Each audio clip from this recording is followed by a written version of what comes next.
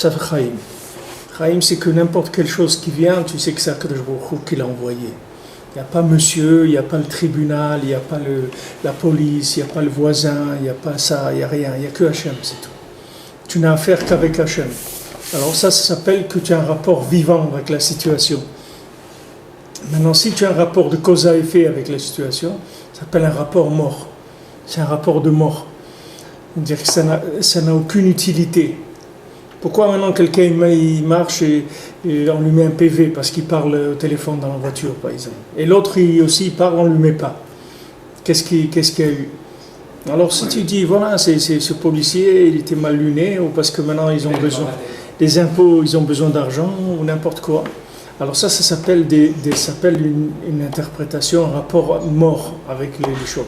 Parce que c'est des rapports entre des éléments, que ces éléments-là, entre eux, ils n'ont pas de... Il n'y a aucune raison que ce soit comme ça.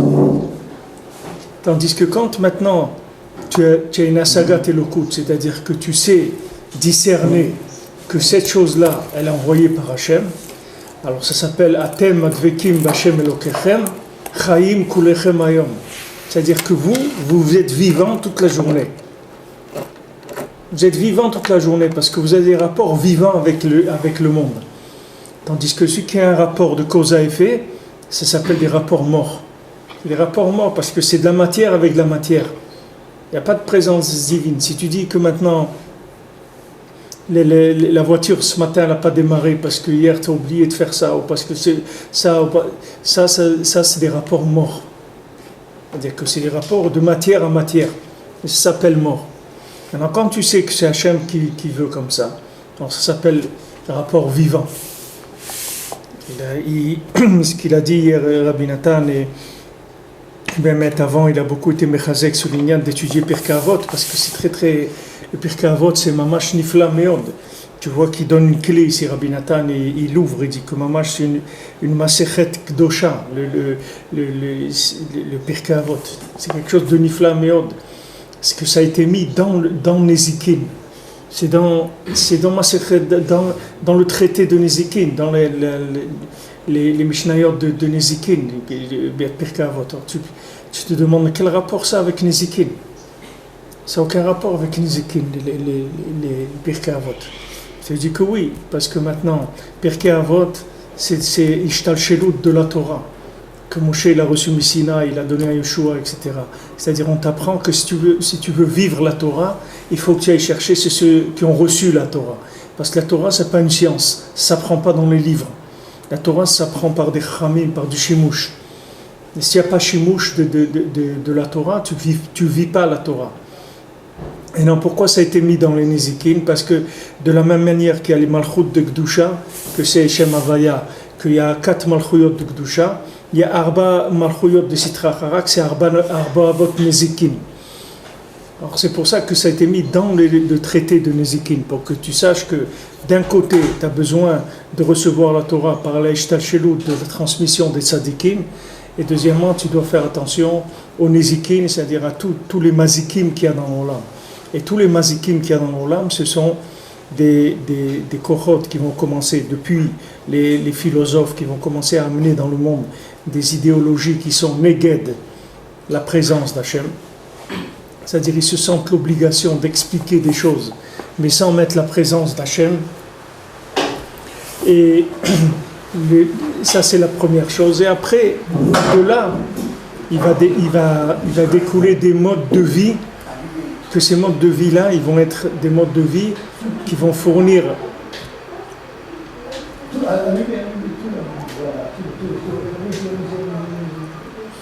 des modes de vie qui vont fournir à l'homme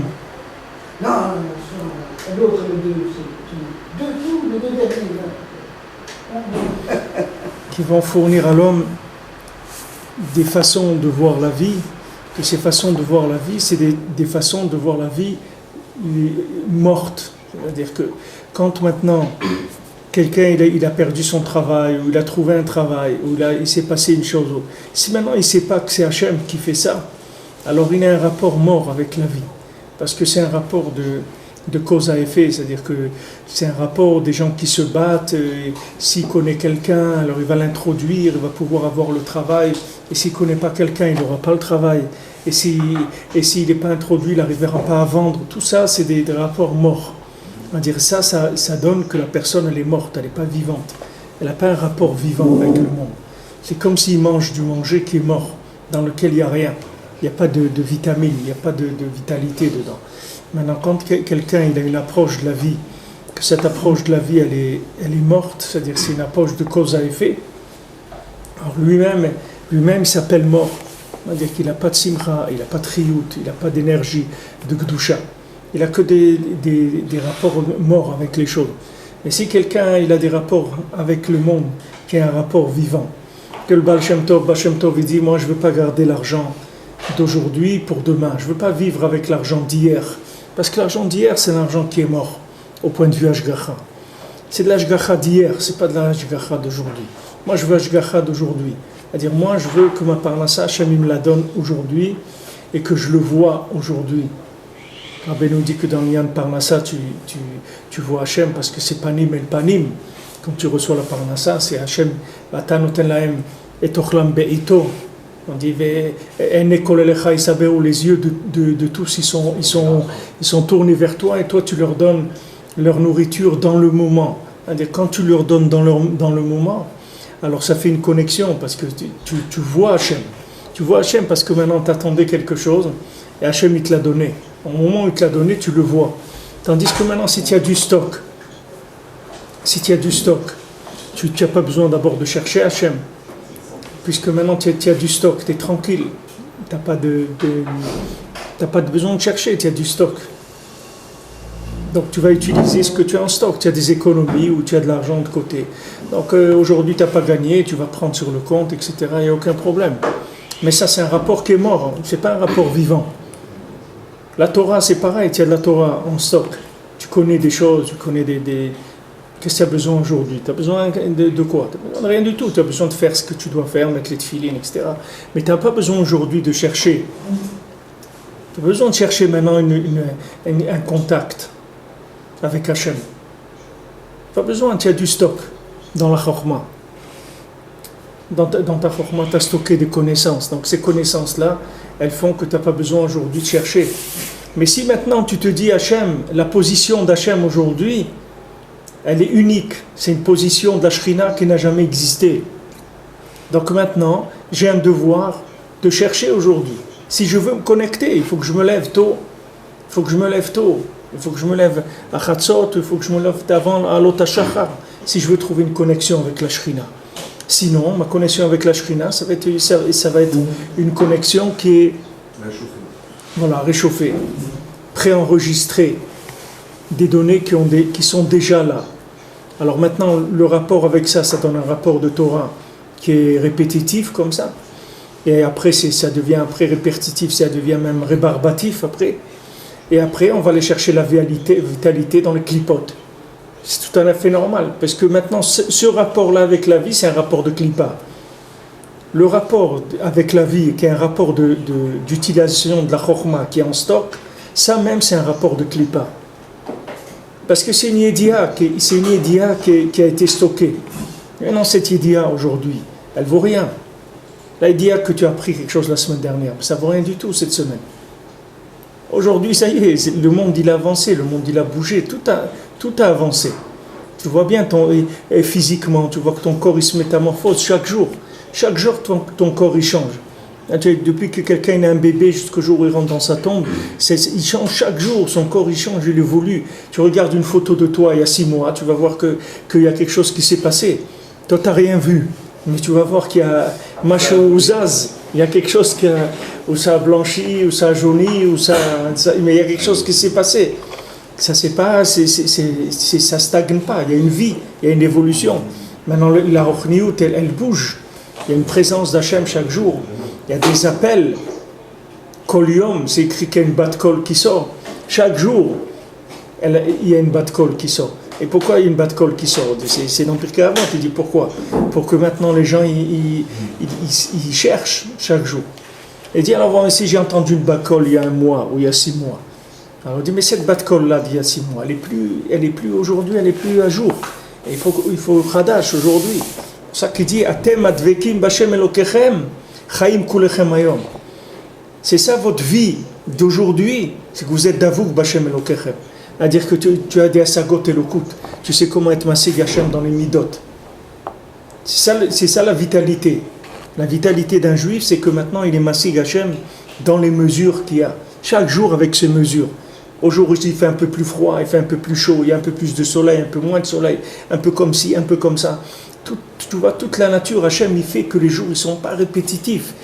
Il y a toujours des changements. Tu vois que la bria, elle bouge. Il y a le mois de Shvat, tu vas commencer les trucs à pousser. Après, il y a les moissons. Tu vois que le monde lui-même bouge sans arrêt. Alors la Shrina, elle bouge aussi sans arrêt. C'est pour ça que quelqu'un aussi doit parler avec sa femme, parler avec ses enfants tous les jours. C'est pas quelque chose qui est acquis. Le mariage, c'est pas été fait une fois. Le mariage, il est tous les jours. Tous les jours. Où l'homme il se marie tous les jours avec sa femme, où il y a des clipotes qui tournent autour de la femme pour l'attraper chaque jour. Tous les jours. C'est pas des choses qui ont été faites une fois. Dire chaque jour, il faut être mechadesh ce kesher. Il faut prendre le temps. La même chose que chacun, il prend le temps chaque jour de faire sa tfila, de faire Hitbodedut, d'étudier un petit peu, même si c'est un petit peu Troumage, Rashi, de la paracha, quelque chose, une petite connexion avec Hachem. Alors la même chose, il est obligé de s'asseoir, de prendre le temps de parler avec sa femme, prendre le temps de parler avec ses enfants, s'ils ne parlent pas, ils sont petits, de jouer un petit peu avec eux. Parce que ce kécher-là, il en a besoin tous les jours. C'est pas quelque chose qui... Parce que le monde, il bouge. Il ne faut pas croire que tu as une situation qui est figée. Que maintenant, tu t'es marié, tu as une femme, tu as des enfants, tu as un truc. Voilà, ça c'est un statut. C'est comme ça. C'est pas un statut. Et non seulement c'est pas un statut, mais eux, c'est pas des statuts non plus. C'est-à-dire ça bouge. Ça bouge. Et même si eux, ils bougent pas, tout ce qu'il y a autour, ça bouge en permanence, ça tourne. Et si maintenant tu fais pas une prise de contact dans ce mouvement-là, ben tu perds le contact. Tu perds ton contact. Comme la Torah, elle dit, tu me laisses un jour, moi je te laisse 2 jours. Le machal, les Chazal, ils donnent le machal comme 2 personnes qui s'éloignent l'un de l'autre. Un il va au nord, l'autre il va au sud. Quand chacun il fait 1 kilomètre, ils sont éloignés de 2 kilomètres parce qu'un il va au nord et l'autre il va au sud. Maintenant il faut savoir que le monde il est en mouvement. Il n'y a rien qui est figé. Rien n'est figé. Il n'y a pas de situation figée et il n'y a pas de situation acquise. S'il n'y a pas de situation acquise, quelqu'un il est marié, c'est pas une fois il s'est marié dans sa vie. C'est que tous les jours il faut qu'il se marie. Tous les jours il faut se remarier. Tous les jours il faut retrouver la femme comme on l'a trouvée la première fois et qu'on l'a rencontrée, qu'on ne savait pas qui c'était, maintenant on a su que c'est elle, etc. Mais cette femme-là, elle a bougé. Chaque jour elle a fait un mouvement d'un côté ou d'un autre. Et il faut trouver la connexion à chaque fois. On peut couper l'un des 2 micros, ils ont de l'écho, ils n'entendent pas bien, là, on m'a envoyé un message. Les micros sont fermés. L'un des 2 micros. Il y en a plus là. Il est ouvert. Non, on coupe. Ouais, il faut le couper tout le temps parce que là. On entend mal. Oui, coupe-le. Les admirateurs, nos fans nous entendent mal. Cette recherche-là, c'est la base de la vie. Rabbeinu dit qu'un Ben Adam qui n'a pas 1 heure dans la journée pour s'isoler, pour entrer dans l'intimité avec Hachem, c'est pas un Ben Adam, c'est pas un homme. Le Pirkei Avot, il dit Beferouche, ce qu'on a dit la dernière fois, qui dit Rabbi Nathan, que sinon Ben Adam c'est un singe, c'est-à-dire il est en train de singer la vie. Ben, le Pirkei Avot, il dit dans le Mefarshim de la première Mishnah, il dit que si maintenant, pourquoi la Torah elle a été transmise comme ça à Moshe et Yoshua, il a transmis aux Zkenim, et après Yoshua, c'est les Shoftim, le dernier des Shoftim c'était Elia Cohen, après Elia Cohen il a transmis au début des Nevi'im, le premier des Nevi'im c'était Shmuel HaNavi, comme ça la Torah elle s'est transmise. Il dit parce que si quelqu'un il vit pas la Torah comme ça, il dit sa Torah c'est comme un masque sur son visage, c'est-à-dire elle n'est pas vivante, c'est pas une Torah vivante. C'est pas une Torah qui a un rapport avec la réalité. Si tu veux que maintenant la Torah ait un rapport avec ta réalité et que ta réalité elle soit dans la Torah, comme on voit dans la paracha, Kadosh Baruch Hu dit, va Hashem el Moshe, veidaber elav. C'est écrit pas veidaber Hashem el Moshe, veidaber elav. Kadosh Baruch Hu lui a parlé à lui. Il lui a dit des choses à lui, c'est-à-dire qu'il l'a attrapé. Tu vois, comme si quelqu'un, tu veux lui parler, tu vois des fois les gens ils sont énervés ou truc, il attrape quelqu'un et dit viens, je dois te parler maintenant. Viens ici, on doit régler quelque chose. Alors Vaidaber est là, ça veut dire que tu vois Hachem, il l'attrape, c'est-à-dire que la personne, elle sait qu'il est là. Pourquoi ? Parce que Moshe Rabbeinu, il a dit à Kadosh Baruch Hu, pourquoi tu as lama reota la amazé, pourquoi tu as fait du mal à ce peuple, depuis que tu m'as dit soi-disant que tu vas les sortir, tu as commencé à leur faire que du mal. Alors Kadosh Baruch Hu lui a dit, moi je fais du mal, moi j'ai déjà fait du mal à quelqu'un, viens ici, tu vas voir. Viens, moi j'ai déjà fait du mal à quelqu'un. Moi tu me parles comme ça, tu oses me parler comme ça. Il dit les avot que jamais je me suis révélé à eux avec le Shem Yud Kevavke, rien que le Shem Shaddai, jamais ils m'ont parlé comme ça. Toi tu oses me parler comme ça, que moi je fais du mal, j'ai déjà fait du mal à quelqu'un. C'est-à-dire c'est un rapport avec Hachem qui est direct. Il n'y a pas c'est pas des choses floues qu'on ne sait pas ce qui se passe. C'est clair. Maintenant ça s'appelle la vie. Si quelqu'un maintenant il prend le temps chaque jour de parler avec Hachem, chaque jour de parler avec sa famille, ça s'appelle qu'il est vivant. Qu'il a une famille vivante. Sinon, c'est pas, les rapports qu'il a familiaux, ils ne sont pas vivants. C'est des rapports de cinéma, ou des rapports de photos, ou des rapports des statiques, mais ce n'est pas vivant. Il n'y a pas une vie. Parce qu'il faut savoir qu'ils sont en mouvement. Les gens, ils viennent, ils pleurent, ils disent on ne comprend pas, ma fille veut se marier avec un non-juif, ou mon fils il veut se marier avec une non-juive, on ne comprend pas, il a une éducation de Torah, il était à la synagogue tous les Shabbats. C'est comme si tu me dis, il voyait un film de Mickey, tous les Shabbats, il voyait le film de Rabbi Jacob. Alors, parce que quelqu'un, il voit Rabbi Jacob tous les Shabbats, et c'est avec ça qu'il va devenir juif. Et encore, peut-être en voyant Rabbi Jacob, peut-être qu'il peut devenir plus juif qu'en voyant le rabbin de la synagogue. Parce qu'au moins, le truc de Rabbi Jacob, ça va le faire rigoler un peu, ça va lui faire un petit kécher avec sa vie. Tandis qu'il va à la synagogue, il pointe. Tu vois bien, c'est quelqu'un, il peut faire quelque chose comme ça, qu'il est dans une communauté, il peut aller se marier avec quelqu'un de non-juif. Ça veut dire que cette personne-là, elle n'est pas connectée Bichlal, elle n'est pas branchée sur le judaïsme. Elle n'est pas du tout branchée sur le judaïsme. C'est comme quelqu'un, il appelle, il dit, je ne comprends pas ce qui se passe et tout. Mais quelqu'un, il m'avait appelé il y a 2 ou 3 ans, il me dit, je ne comprends pas. Puis ma femme, un matin, elle veut partir, ça y est, elle s'en va, elle fait ses affaires, elle veut partir. Je dis, mais vous n'avez jamais eu de problème? Il dit, non, j'ai jamais eu de problème. Quoi, vous n'avez jamais eu de problème de Shalom Bayit? Non, ça fait 6 ans qu'on est mariés, on a 4 enfants. Jamais on a eu de problème. Jamais. Il dit, mais comment une femme le matin se lève, elle veut partir? Makara. Comme ça. Mais c'est pas comme ça. C'est pas comme ça. C'est que l'image, elle part dans le flou, petit à petit. Après, l'image, elle disparaît, c'est tout. Après, elle disparaît. Elle me dit, alors il est venu affolé, complètement affolé. Je dis, regardez, vous avez ici le kotel, tous les matins, vous allez aller un quart d'heure au kotel, et vous demandez à Kadosh Baruch Hu qu'il vous ramène votre femme. Alors une semaine après, il m'appelait, il m'a dit, qu'est-ce que vous avez fait, quel miracle? Elle est revenue, et mieux qu'avant. Je dis, j'ai rien fait du tout, moi. Moi, j'ai rien fait du tout. Je vous ai dit ce qu'il faut faire, moi, j'ai rien fait du tout. Moi, je fais rien du tout. Mais pas choute, que vous allez au kotel, il y a la shrina. Et vous parlez avec la shrina, vous dites qu'elle vous ramène votre femme, c'est tout. Parce que votre femme, c'est la shrina. Si vous ne vous occupez pas d'elle, elle s'en va. Si vous ne priez pas, elle s'en va. Akash Baruch Hu, il dit à une femme, c'est la tfila de l'homme. La tfila de l'homme, c'est sa femme. Si un homme ne prie pas, il ne fait pas doute, sa femme, elle s'en va. Même si elle reste là, parce qu'elle est gentille et qu'elle n'a pas où aller, et que c'est quelqu'un qui est bien éduqué, etc., elle ne va pas faire ça. Mais elle n'est pas là. C'est-à-dire que ce qu'elle doit lui fournir comme connexion à Hachem, elle ne va pas lui fournir parce qu'elle n'est pas là. Elle ne vit pas dans la maison. Elle n'a pas son côté vivant.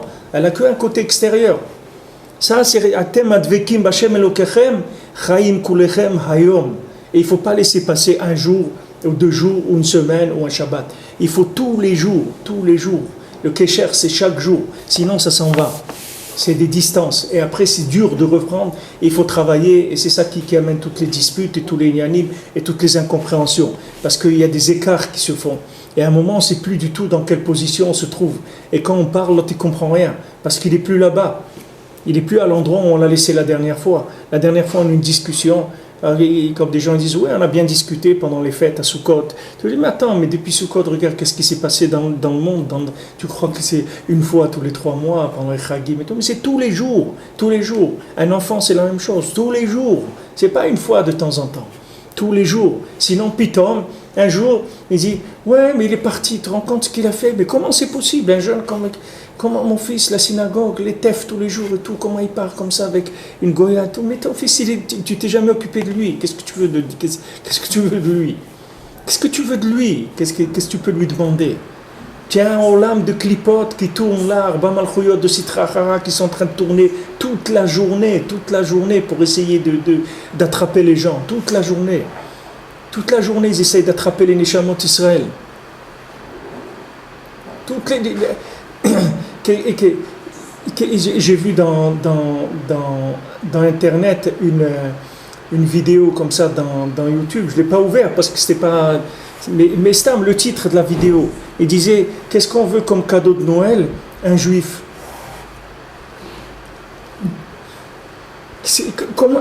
Vous voyez que c'est pas Stam. C'est pas Stam. C'est que les clipotes, elles essayent, elles veulent attraper les gens. C'est une guerre. C'est une guerre. Alors maintenant, qu'est-ce qui se passe? En plus, quand il y a un problème comme ça, les parents, au lieu d'être un petit peu intelligents, ils font le contraire de ce qu'il faut faire. Quand une jeune fille, elle a un problème comme ça, qu'elle veut partir avec un goy, ou que les parents, ils l'aiment plus, ils lui disent, ma fille, on est avec toi, nous. Là où tu vas, on ne te laissera jamais. Là où tu vas, on est avec toi. On est avec toi. Tout ce que tu peux avoir besoin, on est là, sache-le. Et on te soutient, et tout ce que... Au lieu de faire ça, c'est le contraire. Il dit quoi? Si tu fais une chose comme ça, tu ne rentres plus à la maison. Alors qu'est-ce qu'il fait? Il encourage encore plus la chose. Il lui montre qu'il n'y a aucun kécher du tout. Parce que maintenant, cette personne-là, elle souffre. Sa neshama, elle souffre. Tu crois qu'elle est contente, la neshama? Elle souffre. Maintenant, si elle voit que les parents, au lieu de l'aider et de l'aimer, et d'être encore plus proche, comme il a dit le Baal Shem Tov, que quand quelqu'un lui a dit de la Torah, il lui dit, il faut que tu l'aimes plus qu'avant. Pourquoi? Parce que c'est maintenant qu'il a besoin de toi. C'est maintenant qu'il a besoin de toi. Avant, il te rapportait du kavod. C'est pour ça que tu l'aimais, ton fils. Mais maintenant, on va voir que si tu aimes ton fils, quand maintenant il est dans une situation comme ça, c'est là où on va voir si tu l'aimes. Et là, tu dois l'aimer encore plus. Parce que maintenant, il est en train de souffrir, be'emet. Avant, il avait des petits problèmes, etc. Mais maintenant, il est dans la véritable douleur de l'âme. C'est-à-dire qu'il est dans les hurlements de l'intérieur. Là, il faut vraiment que tu l'aimes, que tu le soutiennes. Parce que là, il a vraiment besoin de toi. Et maintenant, si tu fais ça, c'est que quand l'enfant il a un problème ou l'autre il a un problème, au lieu de le rejeter, tu le rapproches, qu'est-ce qui va se passer? C'est que dès qu'il va avoir un petit moment, il va avoir un petit peu de sursis des clipotes, il va revenir tout de suite vers toi. Dès que les clipotes elles vont le lâcher un petit peu, parce qu'il y a des rachamim dans le shamaïm, peut-être qu'il va faire une mitzvah ou quelque chose qui va venir à un moment. Il y a un tzaddik, un ancêtre à lui, n'importe quoi, qui va obtenir une permission pour lui. Il dit, bon, ok, on le laisse sortir. On le laisse sortir un jour, 2 jours. Alors 2 jours, il lui tombe dans la tête un truc, il dit, mais qu'est-ce que tu es en train de faire, etc. Il a une ouverture d'esprit, ou bien il va voir un film, dans le film, on lui parle, ou n'importe quoi, il sent un appel. Alors quand il y a cet appel-là, tout de suite il revient. Tout de suite il revient, parce qu'il y a une ahava, il y a un kécher, echad, il y a une ahava, il y a un lien. Mais si les parents ils ont coupé complètement, lui dans sa tête, il dit, mais mes parents ils m'ont jamais compris. Ils n'ont jamais su qui j'étais, ils m'ont jamais compris. Donc c'est même pas la peine de parler avec eux. Même quand il a un Ruch-Tchouva, même quand jamais il va revenir vers eux. Parce que pour eux, ça y est, pour lui c'est fini, c'est des gens ils ne comprennent pas. Tandis que si les parents ils jouent le jeu, c'est-à-dire ils disent, écoute, tu as un problème, c'est comme si tu es un enfant malade. Tu es un enfant malade, tu vas le crier, tu vas le mettre dehors de la maison parce qu'il est malade.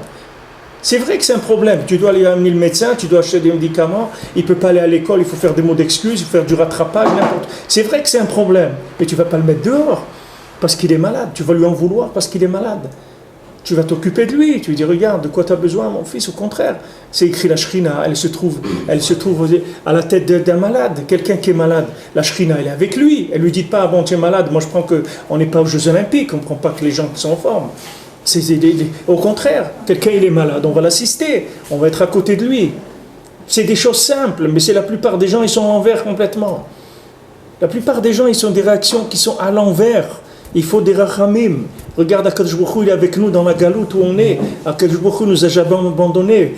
Hachem, il a dit, je vais avec vous en galoute. Qu'est-ce qu'il a besoin de venir avec nous en galoute? C'est nos avérotes qui ont fait qu'on est en galoute. Qu'est-ce que la Shrina, elle se met en galoute avec nous? Il dit non. Mon lien avec vous, mon alliance, elle est inconditionnelle. Là où vous irez, j'irai avec vous. Là où vous souffrirez, je souffrirai avec vous. Je suis avec vous, c'est inconditionnel, c'est un rapport inconditionnel. Ce n'est pas un rapport de circonstance que maintenant, si vous êtes bien, je suis avec vous, si vous n'êtes pas bien, je ne suis pas avec vous. Non, vous n'êtes pas bien, je vous envoie en galoute pour vous arranger, mais cette douleur de la galoute, je vais la vivre avec vous, et encore plus que vous. Comme Rabbeinu il dit, quand quelqu'un vient me raconter sa souffrance, moi je souffre encore plus que lui. Il dit parce que lui, il n'a pas de date, lui il souffre, mais il souffre à un niveau qui est superficiel. Sa douleur, elle est superficielle. Il dit, moi je sens la douleur de sa neshama. Moi je sais qu'est-ce que ça veut dire souffrir. Rabbeinu il dit comme un bébé quand on lui fait la brit mila. Il souffre pas parce qu'il n'a pas de date. Il a une douleur mais qui est très légère parce qu'il n'a pas de date. Tandis que quelqu'un qui a d'une date, s'il a une souffrance comme ça va lui faire très très mal, parce que Béhémet, ça lui rentre à l'intérieur, cette douleur. C'est quelque chose qu'il ressent profondément. Ça c'est pareil, quelqu'un il a un enfant, quelqu'un il a une femme, maintenant il y a un problème, c'est dans ce problème-là, il faut rajouter des rachamim, il ne faut pas ajouter des gvurot, il ne faut pas les mettre de la rigueur, il faut mettre des rachamim, c'est une réaction pachoute. Normal, simple, il n'y a rien de spécial là-dedans. C'est que quand il y a un problème, on ajoute des rachamim, on n'ajoute pas de la rigueur.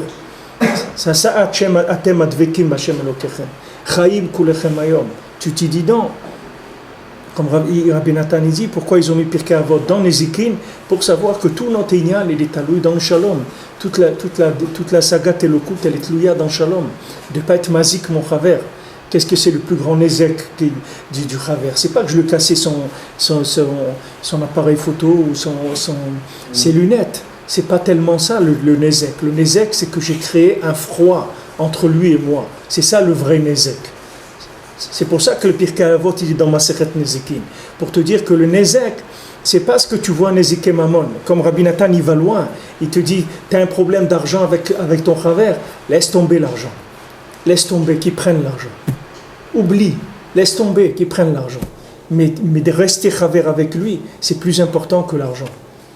Même si maintenant tu vas aller au Beddin, il va te rembourser, mais comme quelqu'un m'a dit une fois, il dit, tu vas au Beddin, que tu gagnes, tu ne sais pas si tu vas gagner ou tu vas perdre. Mais ce qui est sûr, c'est qu'un ami, tu as perdu. Ça, c'est sûr. Ça c'est Vadaï. Avant d'aller au Beddin, tu peux savoir qu'un ami, tu l'as perdu.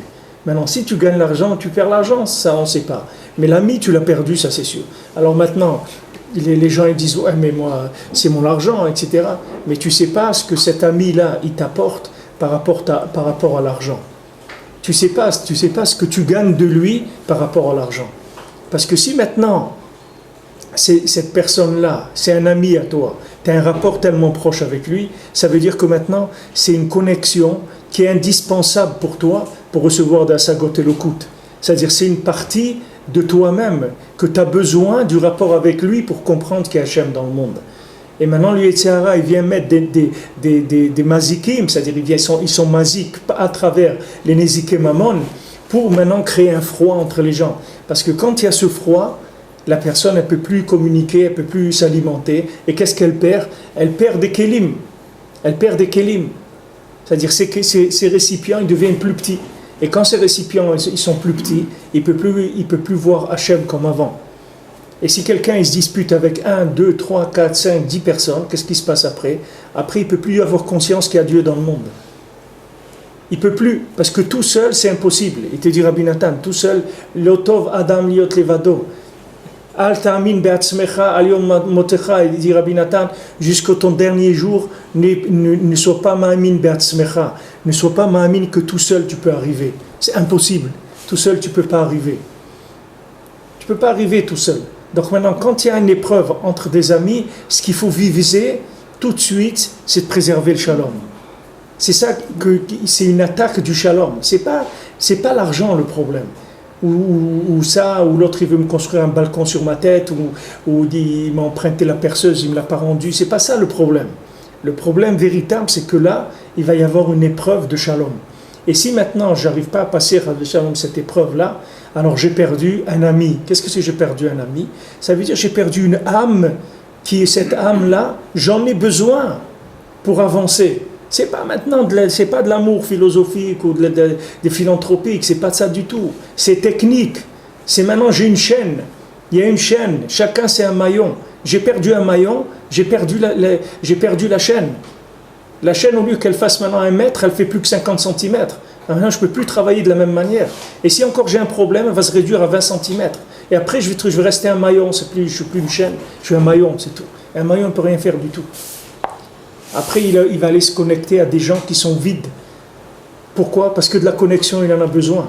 Il va se connecter à n'importe qui, parce qu'il a besoin de vivre. Il va aller chercher des connexions n'importe où, ou bien un niveau de Torah, ou de n'importe quoi qui est en dessous de ce que lui il a besoin. Ou qui n'est pas son milieu à lui. Pourquoi? Parce qu'il a perdu les connexions. C'est pour ça Rabbi Nathan, il a mis tout ça ensemble. Tout ça, comment il explique dans ce drouche-là, que malheureusement c'est long, c'est un drouche qui est très long. Alors d'avoir une vision globale de tout ça, il faut le répéter tous les jours entiers si quelqu'un va avoir une vision globale. Mais ici, ce qu'il donne, c'est des rivières de Etzot, Niflaot, Meod. Quand il dit, voilà, pourquoi Boaz, il a dit bonjour, Beshem Hashem, pourquoi Yevacha Hashem, pourquoi tu dis bonjour, Hashem Itra. Hashem Itrem, pourquoi il dit Hashem avec vous? Pour montrer que le shalom c'est pour Hashem. C'est pas un shalom pour être des copains. C'est un shalom parce que sachez qu'on a besoin tous les deux d'entretenir des bons rapports parce qu'on veut avoir à s'agoter le coude. C'est pour ça qu'on est Béchalom. C'est pour ça qu'on est des amis. C'est pourquoi qu'on est des amis. Qu'est-ce que c'est Chaver? Chaver, c'est comme le Mechaber. Rabbi Yosef Karo, c'est le Mechaber. Il est Mechaber Otra Kadosh Baruch Hu. Mais qu'est-ce que c'est un chaver? C'est un élément tribour. C'est ça un chaver. Maintenant, toi, tu ne peux pas arriver là-bas. Alors lui, il te sert de chibour. Il se sert de chibour. Et un autre. Et il y a une chaîne comme ça qui sont des chibourim, des connexions. Et tu as besoin de ces relais de connexion. C'est pour ça que tu es béchalom. C'est pas parce que maintenant sa tête, elle te revient pas. C'est pas ça. On n'est pas là pour ça. On est là parce qu'on a besoin de comprendre qu'il y a l'infini dans le monde. Hachem, il est infini. Maintenant, il te dit, Rabbi Nathan, avec toi, avec ton Kéli fini, même qu'il soit un super Kéli, ça reste un Kéli fini. Ce Kéli fini, jamais il pourra concevoir l'infini. Jamais. Jamais. Sache que si maintenant tu n'arrives pas à la madriga de Moshe Rabbeinu, jamais tu concevras l'infini tout seul. C'est impossible. Rabbeinu, il marchait une fois dans sa chambre. Et il a pris sa canne ou un bâton qu'il avait. Il a dit Mate Elokim Beyadi. Il a dit ce qu'il a dit Moshe Rabbeinu. Rabbeinu, il a dit le bâton d'Hachem, il est dans ma main. Qu'est-ce qu'il a voulu dire Rabbeinu? Il a dit dans une Torah, c'est dans la Torah à une tête dans l'écoute Mohan. Rabbeinu, il dit la Bechira, le libre arbitre, il est entièrement dans ma main. C'est-à-dire que maintenant, il est arrivé à une soumission à Hachem totale. C'est-à-dire que chez lui, il n'y a pas une possibilité de se tromper en choisissant. Il n'y a pas un yann qui va choisir du mal parce qu'il a un intérêt, ou il a un plaisir, ou il a un profit quelconque. Ça veut dire que la Bechira, il la possède entièrement. Maintenant, quand quelqu'un, Rabbeinu dit, il possède le libre arbitre entièrement, alors il peut faire dans le monde ce qu'il veut. Il peut décider le bien, il peut décider n'importe quoi dans le monde, et ça se fait automatiquement parce qu'il est soumis entièrement à Hachem. Mais si quelqu'un n'est pas à ce niveau-là, c'est pas la peine qu'il essaye. C'est pas la peine qu'il essaye. Il a besoin de tout le monde. Il a besoin de tout l'Am Israël et il a besoin aussi de toutes les Umot HaOlam, d'être Béchalom avec tout le monde. Il a besoin de tous ces kelim pour arriver à comprendre qu'il y a Hachem dans le monde. Parce qu'Hachem, il est infini. Avec ton petit keli fini, jamais tu comprendras qu'il est infini. Comme il dit Rabbi Nathan, si tu n'arrives pas à vivre Béchalom avec ton chaver qui est différent de toi, alors tu ne peux pas comprendre qu'il y a le Olam Haba. C'est impossible. Qu'est-ce qu'il a fait Esav? Il a dit, moi je veux pas être le copain d'Yaakov. Yaakov c'est mon frère, je ne veux pas être frère avec lui. Moi je veux qu'on soit des frères ennemis. Moi je ne veux pas qu'on soit des frères. Alors dès qu'il n'a pas voulu être, il a mis Traber avec son frère Yaakov, automatiquement elle était coffert dans Olam Haba. Parce que tu peux pas comprendre qu'il y a le Olam Haba si tu n'arrives pas à accepter qu'il y a une personne qui est différente de toi et qu'elle aussi, elle possède une partie de la vérité. Si tu n'arrives pas à accepter ça, à vivre ça, tu ne peux pas comprendre qu'il y a le Olam Haba. Parce que le Olam Haba, c'est tellement différent du Olam Hazé, tellement différent de tout ce que tu as l'habitude de voir tous les jours. Tellement différent de ça. Comment tu veux arriver à concevoir dans ce monde qu'il y a le Olam Haba? D'abord, essaye de concevoir qu'il y a quelqu'un qui ne pense pas comme toi. Essaye déjà de concevoir ça, qu'il y a quelqu'un qui ne pense pas comme toi et que lui, il est aussi bien que toi et il ne pense pas comme toi. Et tu dois être béchalom avec lui. Et quand tu vas faire la route avec lui, tu vas recevoir, il va t'enrichir par sa différence.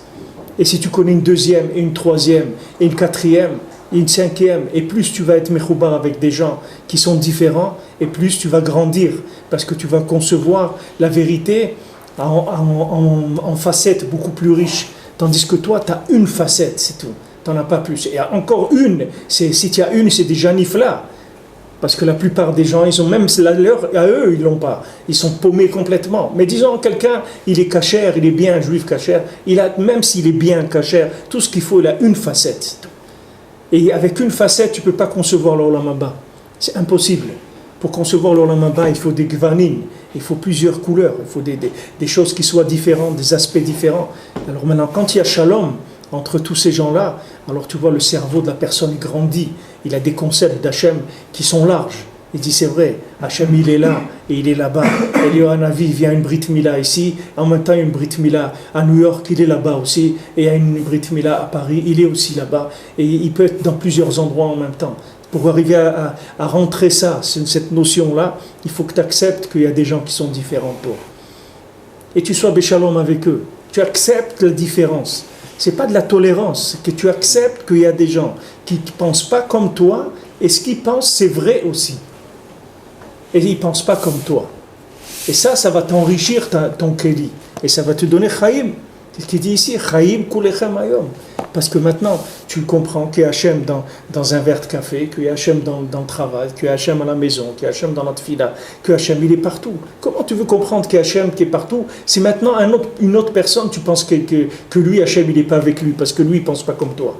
Comment tu veux trouver Hachem dans l'autobus si tu ne penses pas que ton voisin, ou ton chaver, ou ton cousin, ou ton frère, ou ton beau-frère, n'importe qui, tu penses que lui, il se trompe. Il est dans la Torah, mais lui, il n'a rien compris. Comment tu vas arriver à trouver Hachem dans de la matière si maintenant tu n'arrives pas à accepter l'autre en tant que chidouche par rapport à toi, qu'il est un élément que tu n'es pas. Comme Rabbi nous dit, Mekablin den min den, un il reçoit de l'autre, un il s'enrichit de l'autre. Mitamida yoter mikulam, voilà, les chachamim ils te disent, de leurs élèves, ils ont appris plus que tout le monde. Parce que l'enseignant, c'est celui qui apprend le plus de tous les élèves. Parce qu'il apprend de chacun des élèves. Chacun, il vient avec un kéli différent. Et chacun, il lui envoie une façon de comprendre différente. Et lui, toutes ses compréhensions, il les centralise. Et ça lui donne une compréhension beaucoup plus grande.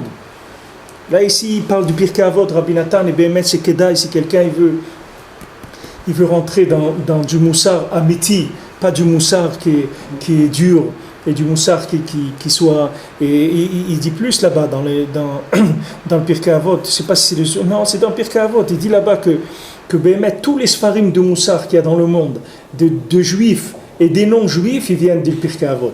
Il dit que c'est pour ça que ça s'appelle Avot.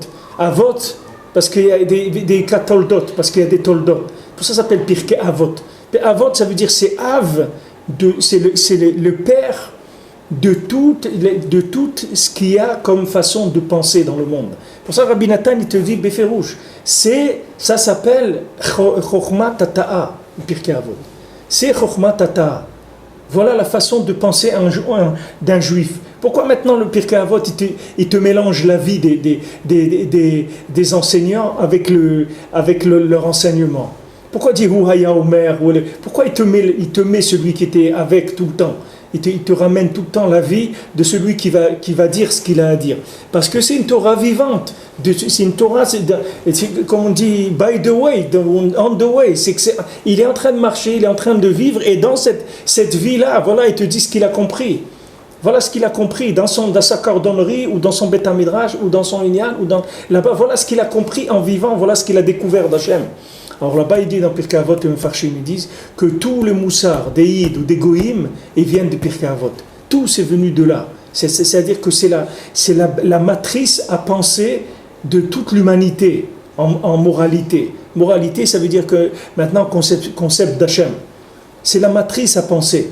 J'avais entendu déjà chez des Breslevers comme ça, Beremez, pas Beferouche comme ça. Mais là, quand Rabbi Nathan il en parle, il dit Masechet Akdosha, il est méchabéach beaucoup le Pirkei Avot. Et quand tu rentres dans Pirkei Avot, tu fais rien que la première Mishnah avec les Mefarshim, tu vas voir que toute la Torah Lamed, elle est là-bas. C'est-à-dire qu'elle passe dans tous les mots, elle est là. Dans tous les mots de tous les Mefarshim, elle est là-bas, la Torah Lamed. C'est-à-dire ce qu'on est en train de voir, ça va partout. Parce que c'est mamash ça, c'est Chokhmat Tata. C'est les concepts d'un juif. Comment un juif, il voit le monde. Et même pas un juif, comme un être humain, il voit la vie. Parce qu'il dit là-bas, même le moussard des Goïm, il vient de Pirkei Avot. Avot, c'est Av, les traités des pères, ça veut dire que c'est les pères à penser, les maîtres à penser du monde. Voilà, ils ont donné, voilà, la Torah, elle a commencé d'Hachem, mais Sinaï. Il dit là-bas, c'est pas du Sinaï qu'il a reçu, c'est d'Hachem, au Sinaï.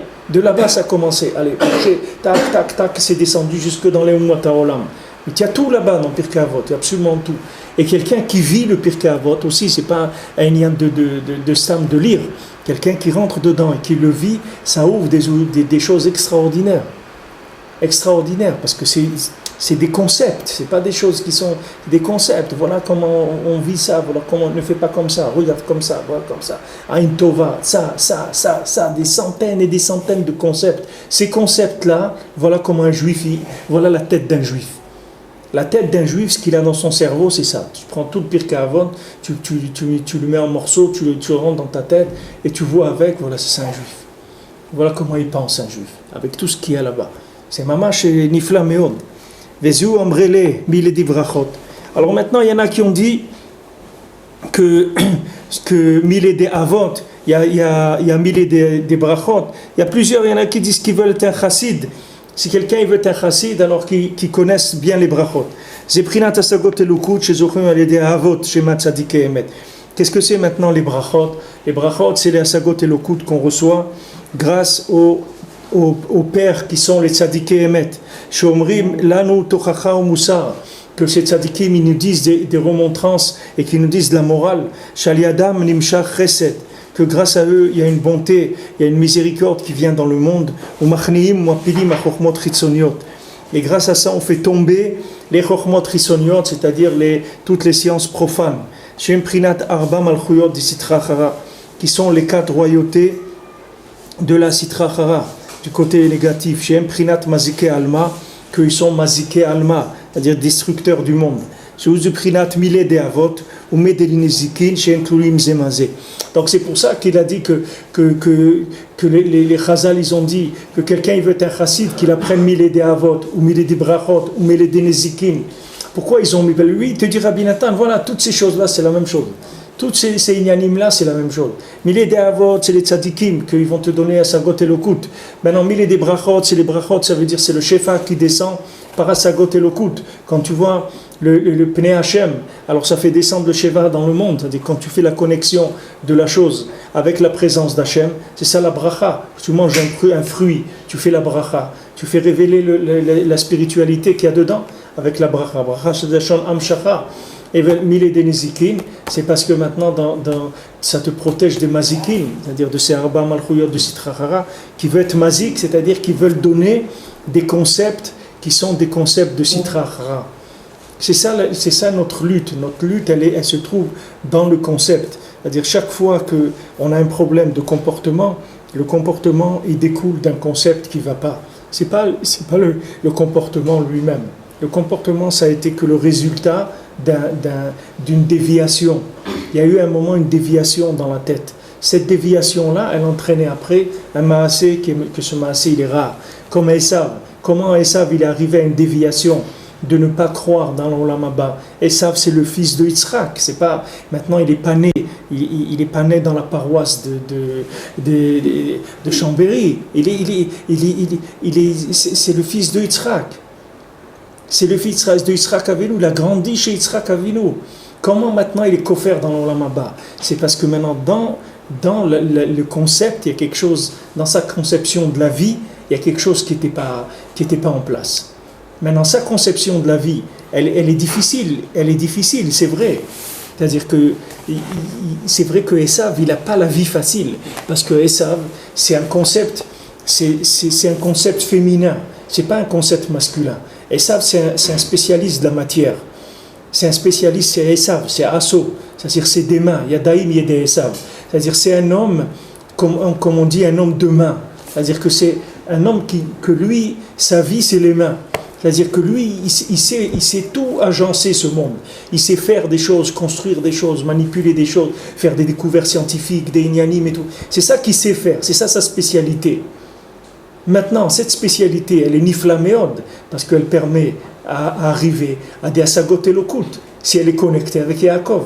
Si Titen Emet le Yaakov, si maintenant il se connecte avec la vérité de Yaakov, alors il va arriver à des choses extraordinaires.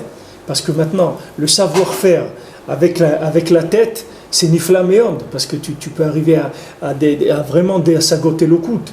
Mais d'un autre côté, il a un isayon de travailler à son compte. Pourquoi? Parce que maintenant, on est dans ce monde jusqu'à la mort. Donc maintenant, dans ce monde, qui c'est le plus fort? C'est celui qui a des mains. C'est pas celui qui a de la vérité. Celui qui a de la vérité, pour la faire sortir, c'est un travail. Tandis celui qui a des mains, il dit, attends, moi je sais manipuler toute la matière.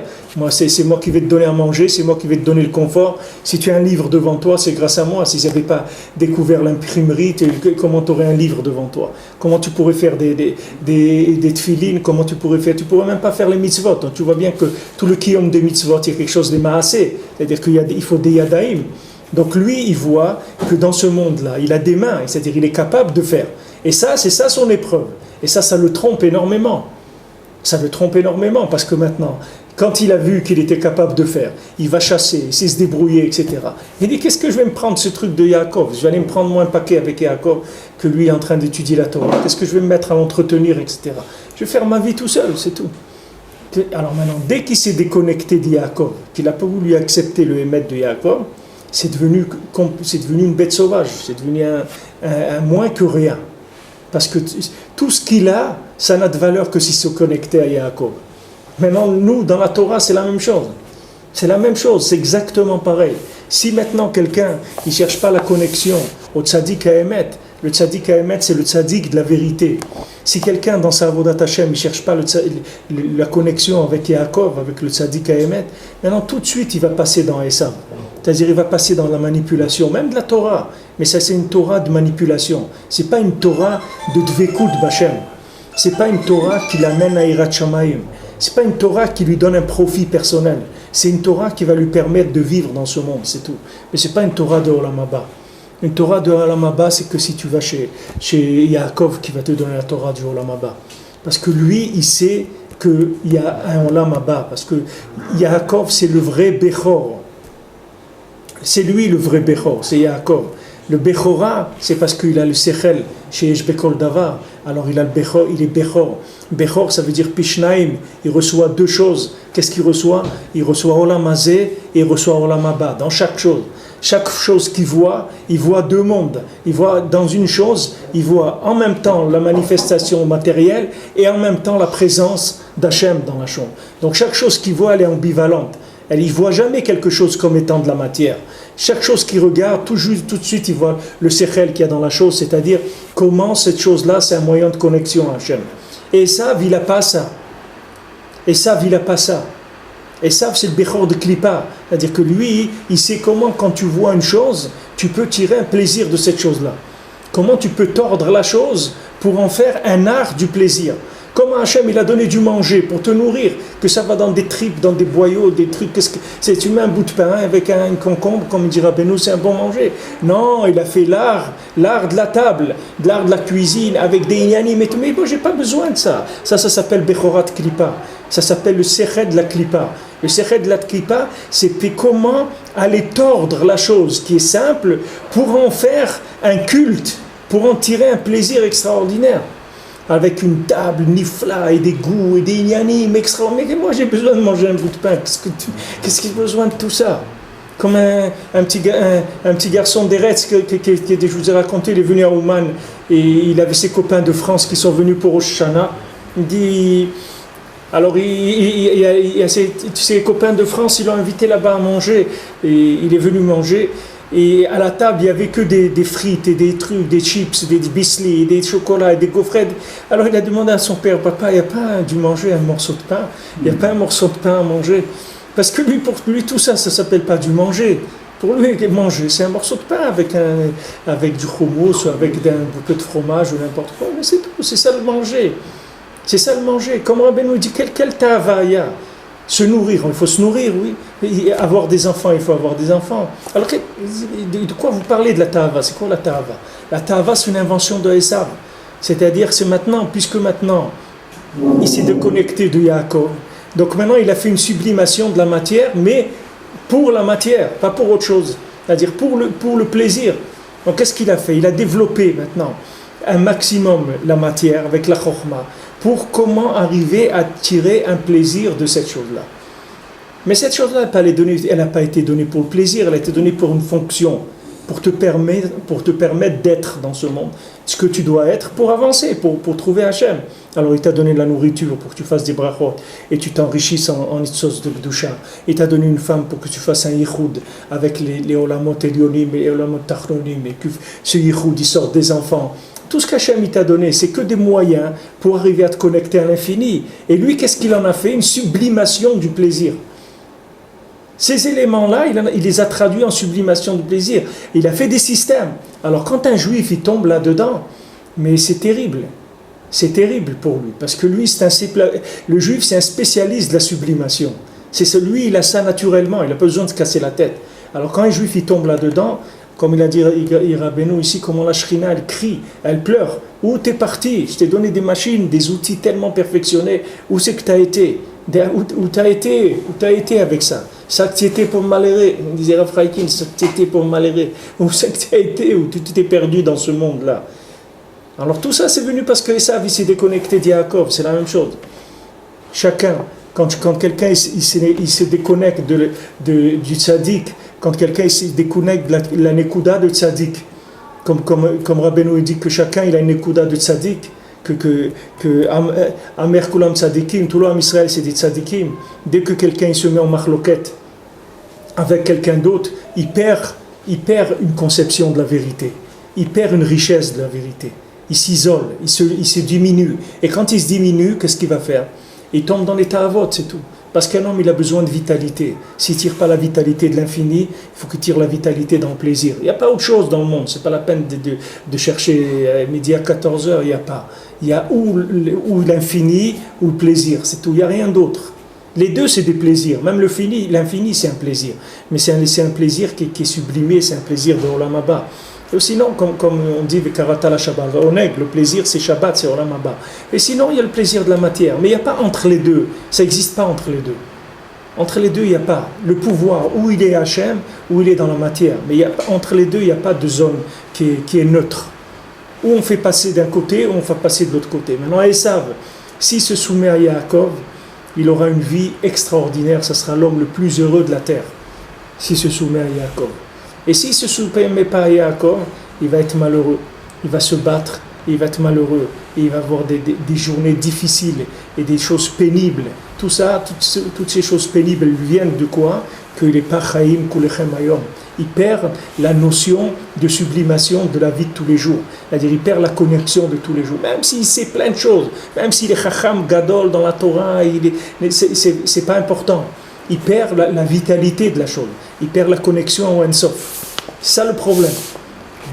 Comme Esav, il s'est déconnecté de Yaakov, la même chose. Chacun qui se déconnecte du tzaddik, pourquoi il dit pourquoi Yaakov, dans la paracha de Vayetse Yaakov, pourquoi on dit que c'est l'estouma, c'est-à-dire qu'elle est collée avec la paracha d'avant, il n'y a pas de vide dedans. Pour te dire, quand le tzaddik qui sort de la ville, Pana Ziva, Para Oda, Pana Adara, c'est-à-dire elle s'éteint la ville. Pourquoi là-bas c'est des morts qu'il y a dans la ville? Pourquoi il s'est éteint la ville? Pourquoi lui c'est le DF? Qu'est-ce qu'il fait dans la ville?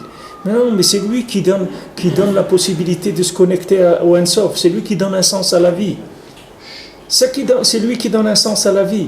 Avant, tu vois, les chassidim, ils allaient chez leur rébé, ça leur prenait des semaines pour aller chez leur rébé, des semaines pour revenir. Mais qu'est-ce qu'ils faisaient? Quand ils allaient, ils prenaient un chizouk, et avec ça, ils travaillaient toute l'année. Comme Rabbeinu dit, quand il leur a dit de venir à pied, de venir le voir à pied. Pourquoi Rabbeinu l'a dit? Rabbeinu il avait des intérêts avec les ponts et chaussées. Pourquoi il leur dit de marcher à pied? Là, il a des actions chez Adidas. Pourquoi il dit qu'il faut marcher à pied?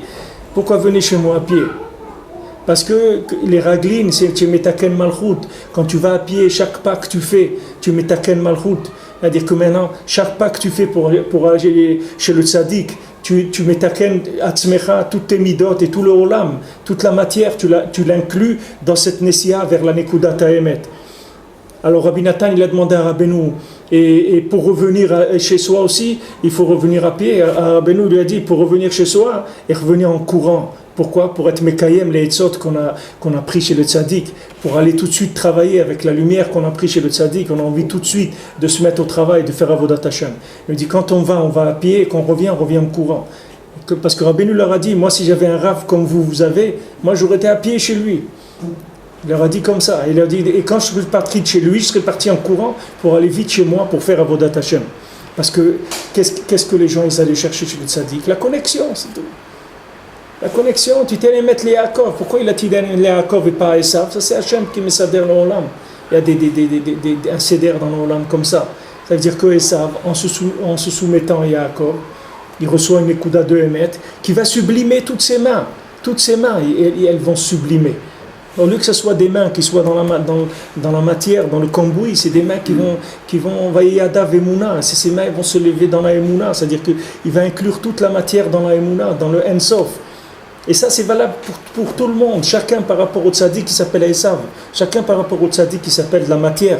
Chacun, il est pris dans la matière comme il est pris.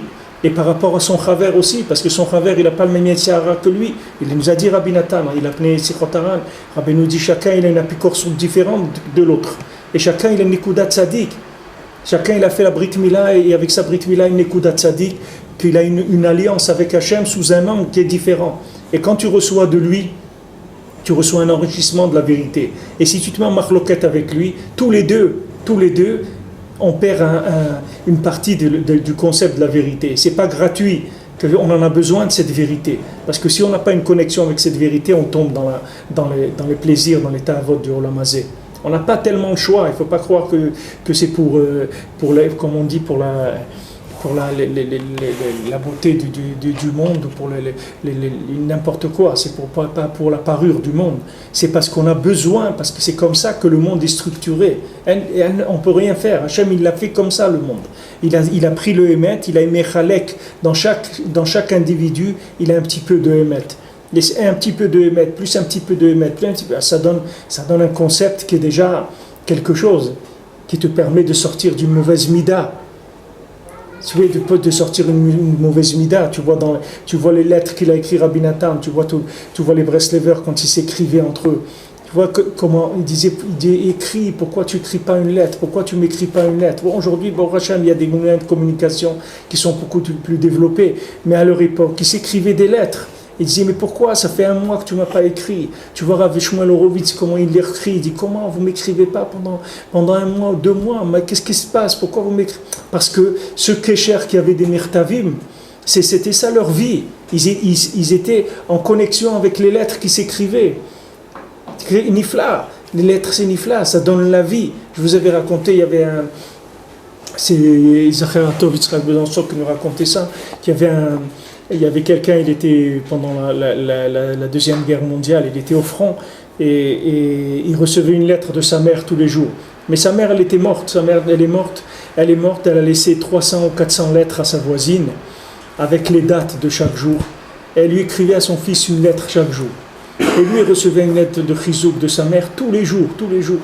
Avec ça, il a tenu pendant tout le temps où il était à l'armée. Et après, il est rentré chez lui, il peut voir sa mère, on dit, mais elle est morte depuis longtemps, ta mère. Elle a laissé des lettres. Maintenant, les maasé, je pensais à ça cette semaine, pour le nian du tzaddik, l'aïd kashrut au tzaddik. Maintenant, maïnaf kamina, pour ce monsieur-là, que sa mère soit vivante ou elle soit morte. C'est pas qu'elle soit vivante et que soit morte qu'il a besoin. Il a besoin de recevoir une lettre, c'est ça qu'il a besoin. Lui, maintenant, ça a changé quelque chose, que dans la médecine de sa mère, elle était morte. Ça n'a rien changé du tout, puisqu'elle lui a préparé des lettres. C'est ça qu'il avait besoin. Si elle était vivante, elle lui écrirait tous les jours. Mais maintenant, elle n'est pas vivante. Elle a laissé des lettres à la voisine et tous les jours, elle postait sa lettre.